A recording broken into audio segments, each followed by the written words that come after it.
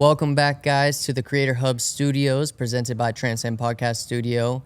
I am your host, Travis, and I am here with Jack Donaldson. Thank you, Jack, for coming on to here to, shed a little light onto your story and, why you're here. So if you just want to give a little bit of an introduction on who you are, what you're doing, and, what you're looking forward to here. Yeah, my name is Jack Donaldson, as I said before. I actually am the founder of a company called Sanare Bioscience. I started it during COVID. Since then, I've got a patent for a drug that addresses cannabis intoxication and cannabis hyperemesis syndrome.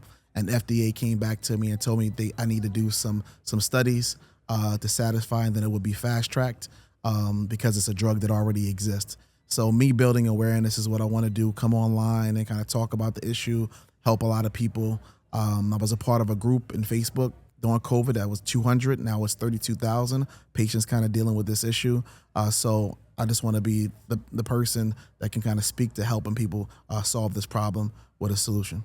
What kind of is your mission with this? Are you looking to learn, or are you looking to network more so? Yeah, so I mean, the mission of Creator Hub, honestly, like I love what Patrick and the team put together. Because I'm not a person online, I'm comfortable being online, it makes me see the bridge of how I can tell my story and my message, and the people that actually make it sustainable and know that, hey, I can get my message across because I'm not comfortable doing it myself, right? So I haven't posted, I haven't done much at all because I'm not comfortable doing that. But there's systems in place that I met here, and the people have been so helpful with kind of sharing their story, the good and the bad. I think with what I have, it's credible. A lot of credible people around it. I can speak to a problem that I can address, and because I've been in it, teaching doctors, teaching researchers, teaching the public about it, speaking at these different engagements, I think it allows me to get confident to go talk to anybody about the topic. And I think Creator Hub has kind of made me feel like I'm much more confident in the fact that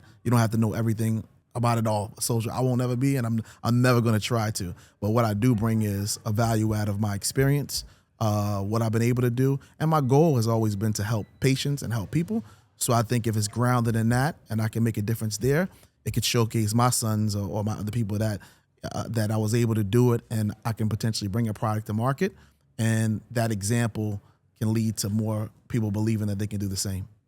And so, what has kind of surprised you the most so far? I know it's 4:19 right now, so we're getting close to the end of the day. Yeah. What surprised you the most so far today? I mean, just how friendly and comfortable of an environment where I always look at being online as kind of toxic. It's always negative. It's people. And I've always stayed away from it because of that. Because of them, it's like, Jack, you have this large network in your phone. You know everybody. But I was like, you get on and you get strange people making comments, and I just don't mentally have a desire to do that. But this made me feel like some of the creators were trying to help each other. People don't feel like they know it all. Some do better in other areas, and we can learn from each other. And Patrick had put and his team have put a lot of small pieces, like things that are thoughtful, that I think set it up the right way for people to network and people to get value out of the conference. With this being is this your first time? This is my first time to Creator Hub. Okay, Yeah, awesome. Sure. So with this being your first time at Creator Hub, you're coming for all of the days, right? Yeah, I'm coming for all the days, correct. So what speakers have you got to sit in with and, really learn from? So this is not going to date me, but I've set with the TikTok shop that we just did. Names-wise, I'm terrible. I know, but Patrick was mentioning the fact that you're going to see a lot of people that honestly, I'm not online, so I know Mr. Beast, and I know Kai Sanat, and I know a few of the folks that my kids know a lot more than I do when it comes to people online. So for me, it was really just having small conversations, people understanding what they do, giving them my LinkedIn, because I don't even really, they ask me my Instagram. I don't really know a lot of the people, but being able to shake somebody's hand and look at them in the eye is old school for me. But it also, like, I can find out more of your story than reading on your videos that people kind of make, because people can create whatever they want. But if I can go meet people, I think that's my strength. So I thought being in person, and the people that I don't know a lot of their names, and I know, hey, I learned a little bit about self-publishing. I learned a little bit about the TikTok shop, marketing, like some different pieces to the puzzle that I can go have a follow-up conversation with them And that's more important to me, because if it's online, I'm probably not going to go spend time on scanning somebody's page and learning about it. It's just not my makeup. So this is better. Awesome. And so you would say that the networking here has absolutely. has it been different than other networking events that you've been to? Yeah, I mean, I think that it has, for the purpose of like, I've been to a lot of healthcare, medical conferences, different conferences, and sometimes people can be like, not snobbish, but like they know what they know. Everybody's so smart. But here it's like, I saw a mother and a daughter, a combination of doing content. I mean, it's a new world for me, and a new world that, like, literally, if I didn't come here, I probably would be, I feel like I can go do it tomorrow with the right systems and team in place, right? To do a lot of what people are doing, because I have the experience. It's just I wasn't comfortable jumping out there without knowing what makes it sustainable. You know, after this first day, do you feel more confident in yourself to start creating, you know, that social presence? Correct, I do. Yeah. Yeah. So I feel more confident in the fact of, hey, I'm not making a perfect video. I kind of can shorten up what I do know and actually bits and pieces and tell my story in the right way for people to receive it and distribute the content. Awesome.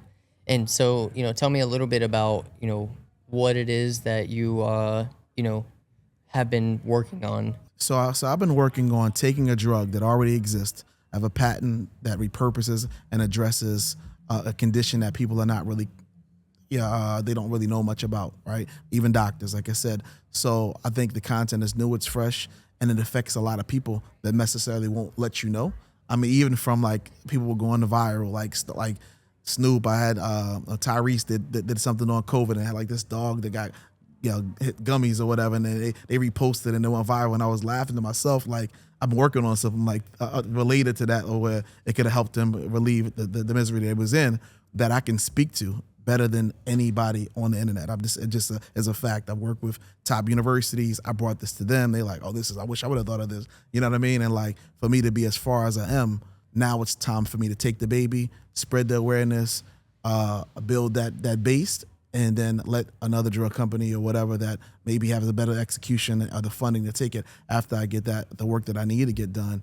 But that foundation of showcasing that I was able to do it is just as more important. I spent a lot of money and time on this, but I really want to see it through. And I think building awareness can last forever. You know, what started this, mission of yours? I was in healthcare for about 2008, selling different supplies and seeing some of the pain points from doctors and pharmacists or whatever. And I knew distributors that were selling to hospitals, and they were selling other people's products. And I was like, I wanted to.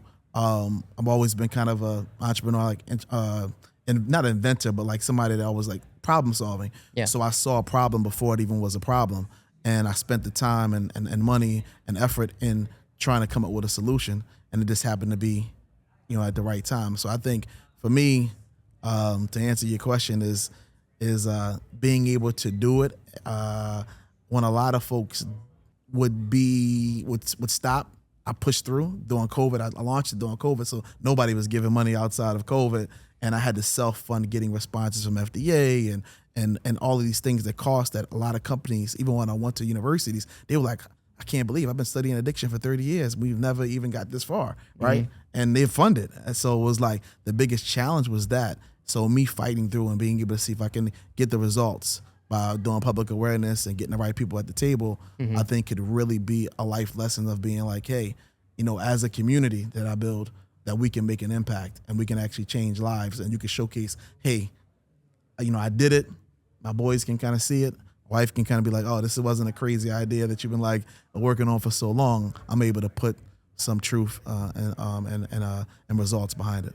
Having this as a self-backed project for about 5 years, or going on 6. With that being said, what is your ultimate 1-year plan from now? 1-year plan is if I can get the studies done to showcase the results the FDA needs me to do. I already know there's drug companies that would want to take it with the results. So with the results, patent, and some additional filings that I've done, the goal is to build that awareness, generate revenue around that to basically allow me to do the work without me having to ever put more money into it. I really want to make it organic, because we can potentially do that with other things. You know what I mean? But if I'm able to showcase in a year that I've sold this project I've been working on for a long time, and the reason why it's been slower, I could have done a lot more if I had the funds. But again, everybody laughed at me and said, well, you need $5 million. If you don't ask for 5 or 10, they're not even going to take you serious. But in my network, no doctors, I know hundreds of doctors, but guess what? Nobody was going to invest in me. They'll do Johnson & Johnson or whatever, but now I got the formula to say there's a platform for me to build awareness that can generate revenue.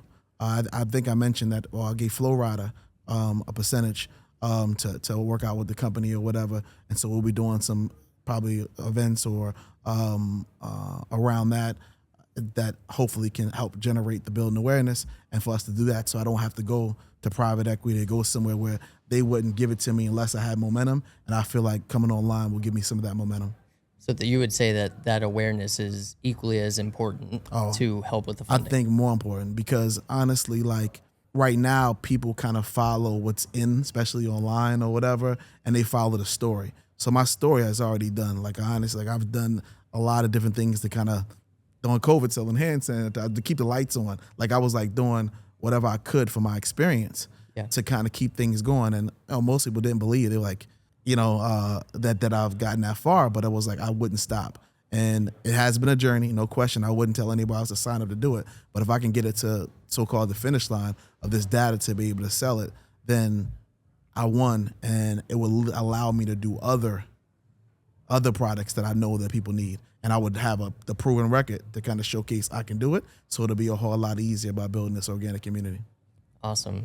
And, to wrap things up, when it comes down to what you would tell somebody that is also as passionate as you are about, whether it's helping people or starting a podcast or, starting a business, what would you tell them?